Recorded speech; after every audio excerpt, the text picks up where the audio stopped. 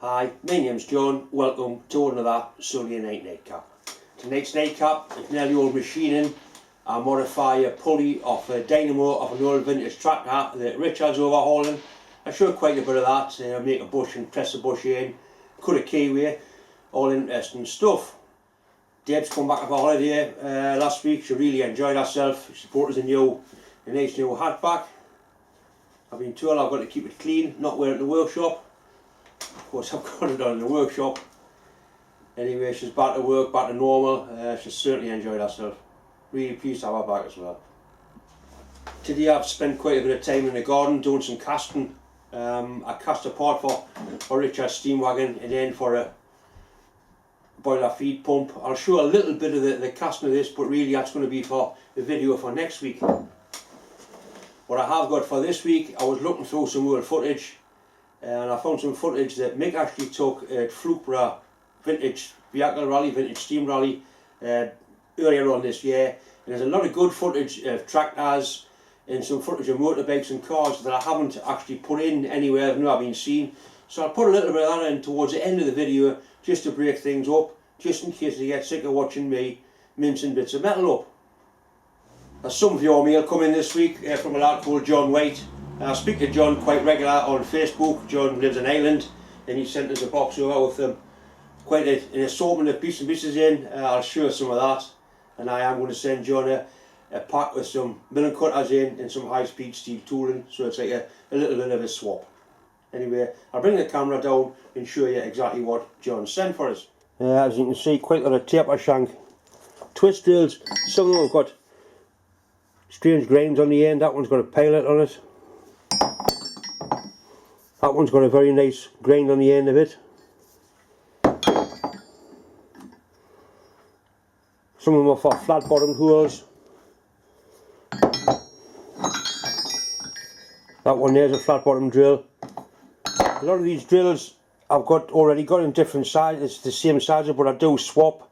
There's a few collecting taper shank drills, and some people have got lots of metric, some have got lots of imperial, and we'll swap around. It's an interesting R8 milling cutter. I think I have got some inserts to fit that. I'm sure I've got some tips that will fit that, so that'll come in quite handy. It's a nice flat engineer scraper there. It's got a date on, I don't know if you can see it. It says Clear Sheffield 1984. It's got an arrow on it. The arrow normally signifies army or military anyway. It's quite a nice flat scraper. That's a nice drill, nice stubby drill. Anyway, John, thanks very much, and as I've said, I'll get a box of milling cutters and some high speed tools across to you this week. I've got a job to do here for Richard. It's actually of an old tractor. What he wants us to do is make this pulley fit this dynamo. I believe the pulley is of a 6-volt dynamo and this is a 12-volt dynamo. The hole in the pulley is too big for the shaft. It's never the other way around. You've never got to bore the pulley out, it's always bush it and sleeve it. It's either make a new pulley or put a bush in. There's a fair bit of meat on there, so I think what I'll do, I'll bore this out, make a bush, machine it to fit that diameter there. It's got an 8th woodruff key in it. I haven't got a 8th broach, but there is a way of cutting the keyway without having a broach. It takes a bit of time where it is possible, and I'll have to do it that way. So first thing, to set this up in the 4-jaw chuck, bore it out, make a sleeve and press the sleeve in.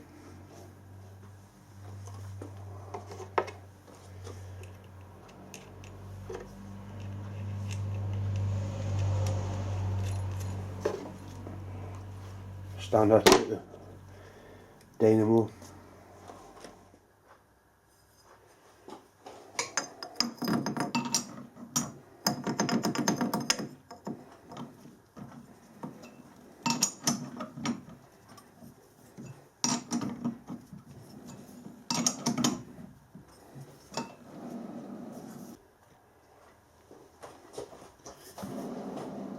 Need to get this hole running true and that face running true as well. put a centre in there, put a centre on the tailstock as well, one centre inside that one, and we can use that with a clock gauge on there to get it centralised. And you can see it's running a mile away, so we'll find the high jaw, which is this one, push it across that way a bit.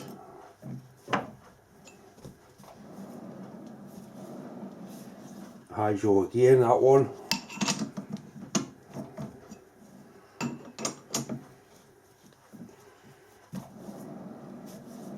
High jaws, that one.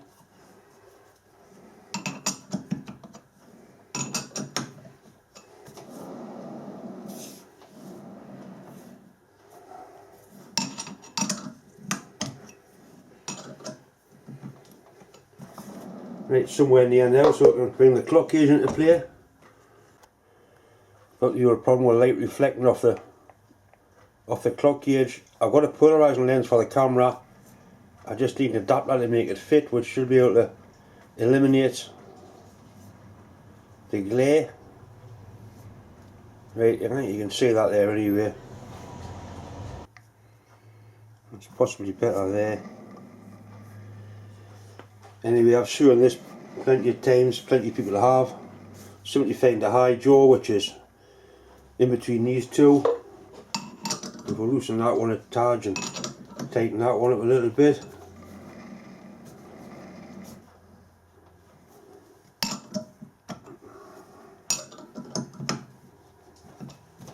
Just a case of loosening and tightening until you don't get any deviation on the pointer.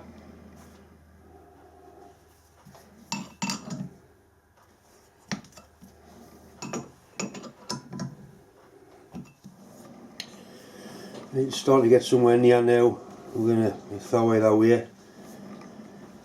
We need to check this face now, or this face, to make sure it's not pissed that way, it's not wobbling that way.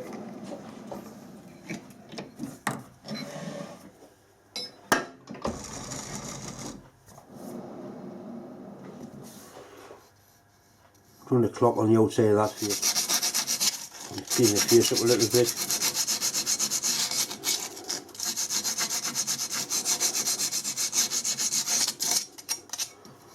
Better.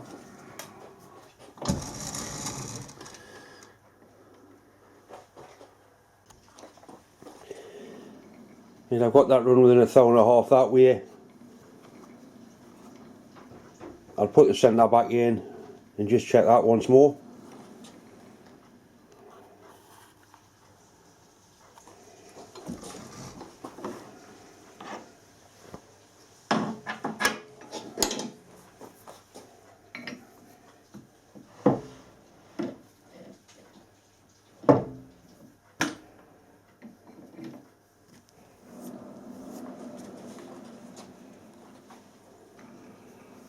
Right, that's moved a little bit.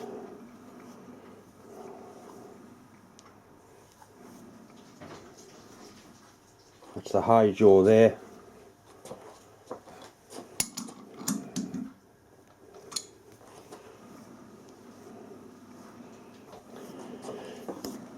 That's pretty good, yeah, that's within 1 hour, 1.5 hours. It's a dynamo pulley off a tractor. Not if a nuclear submarine. Right. A little boring bar in here. This will be an interrupted cut until we get the keyway board out of it. Pulley should be cast iron, it is cast iron.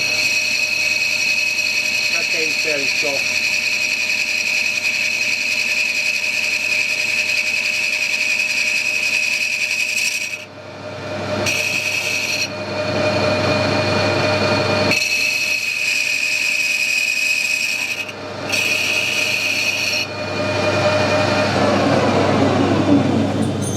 Kiwi is nearly all gone.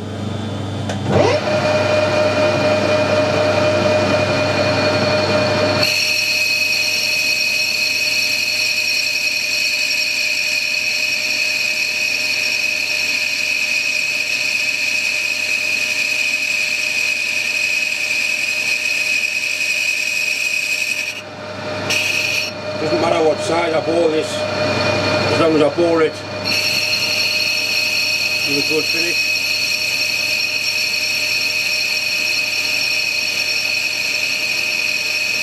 A reasonable finish.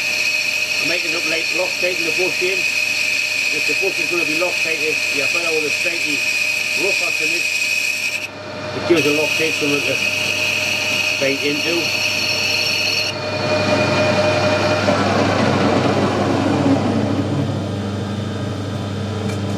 That's cleaned up at that. I'll put a power feed on, put one light put through, and that should do it.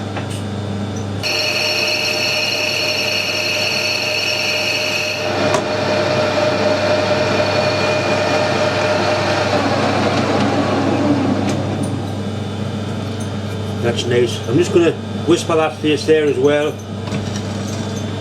I'll do it with this tool if I'm careful. Just means if I come to take it out of the chuck, which I probably will, I'll be able to get it back in quite easily.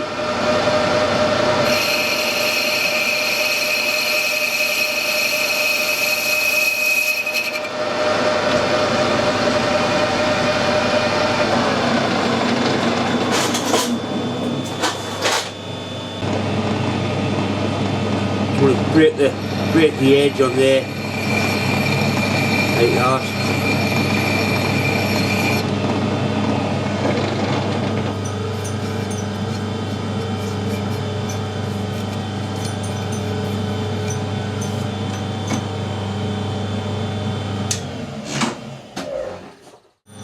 I've got a bit of mild steel bar chucked up. I'm going to use this to make the bush for the pulley with.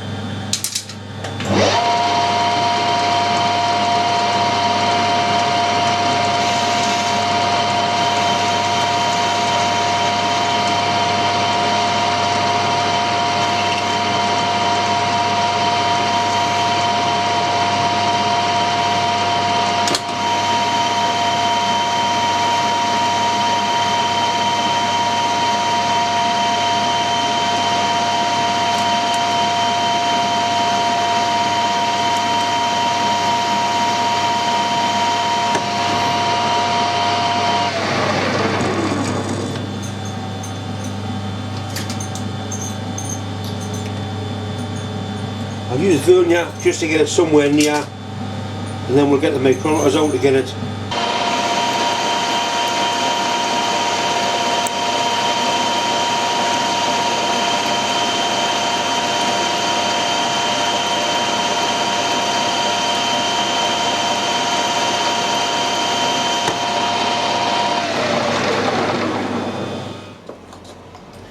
I'm going to go for the finished size and imperial. I don't know why, I just like using imperial for fits. Probably want something like a 2,000 interference, so it's a nice tight fit in there, and I'll actually warm the pulley up.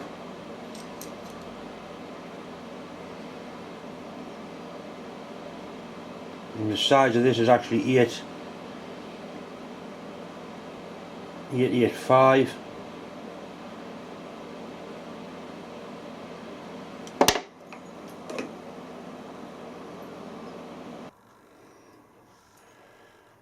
We need 13 thou off there to make it a decent fit.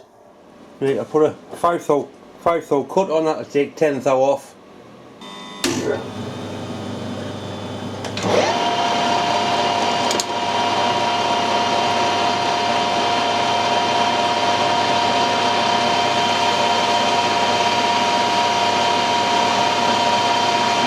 See how we get a poor finish, taking a very light cut with the carbide insert.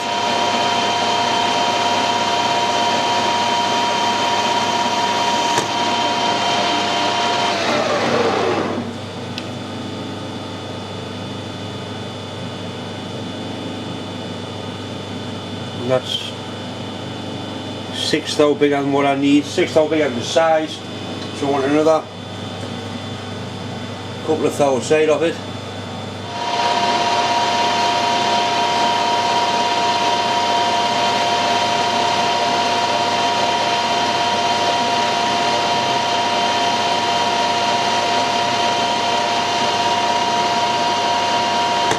Take one more cut on the same setting. This is a spring cut. Taking nothing off.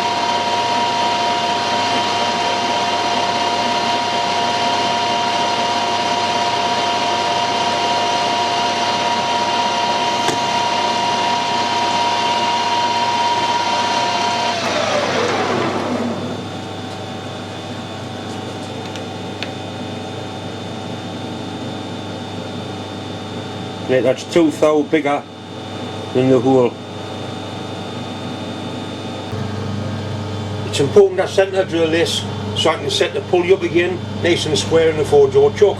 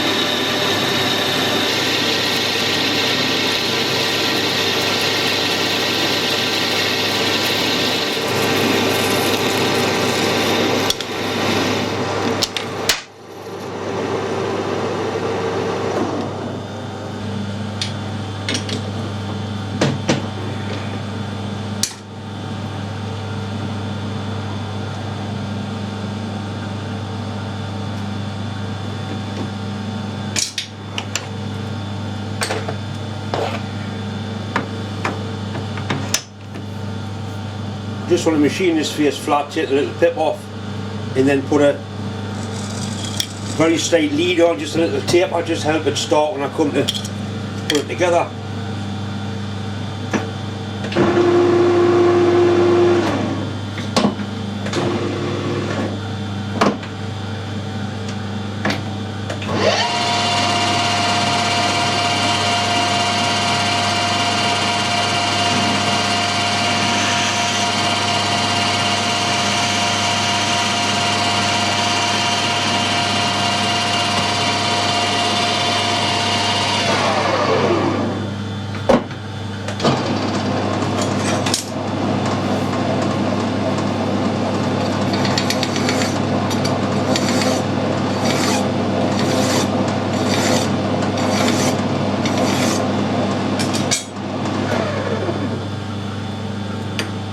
Just enough to make it start like that.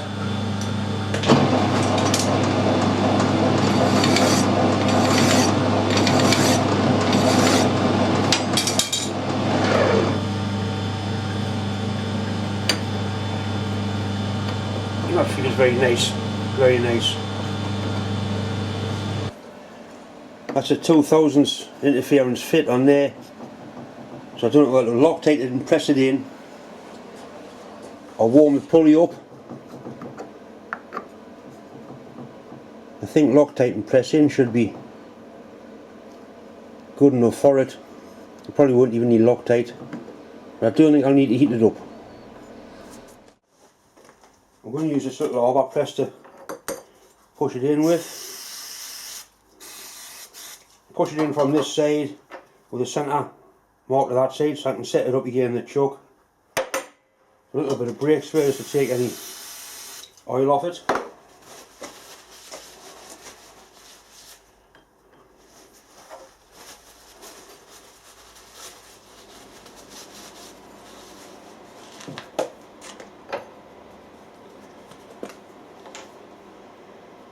That's the little tape I was filed on, that goes obviously in first. A little smidge and a real high strength Loctite. It'll come out of the bottle.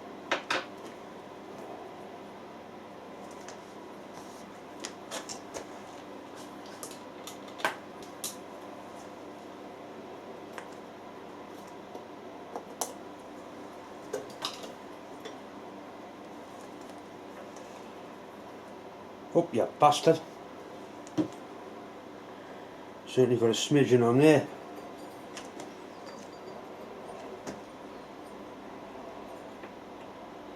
it's sitting on a bush with a hole big enough to accept the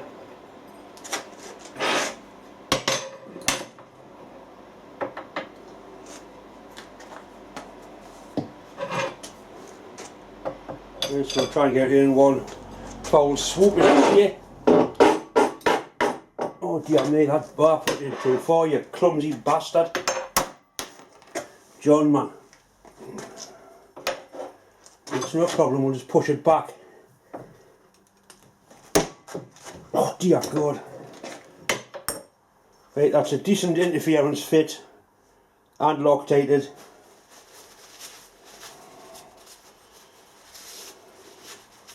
That's worked out quite well because I do want it parallel with that face anyway.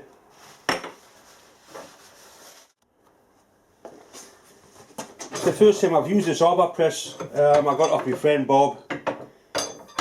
It's got a lot of feel about it. It's quite nice. I like it. It doesn't stay out on this bench. Unfortunately, I haven't got room for it. But it's just held on with a stud. I can take it off and put it on whenever I want to use it. I was quite pleased with that. Actually, it would have been better off if that face had been level, but I don't think it's going to move again. I think we'll just leave it like that. What I should have had was a flat face on the end, push it down onto the flat face. Never mind. What we've got is what we'll have to use.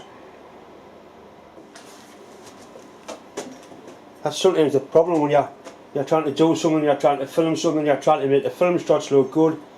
You end up doing things that you wouldn't normally do. I've done loads of things that I wouldn't normally do when the camera's been running.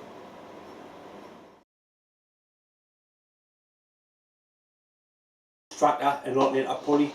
It's not an alternator pulley, you clown. Have you heard them bastard fireworks? I wish they would go away. Go away, little boy. Little bastards.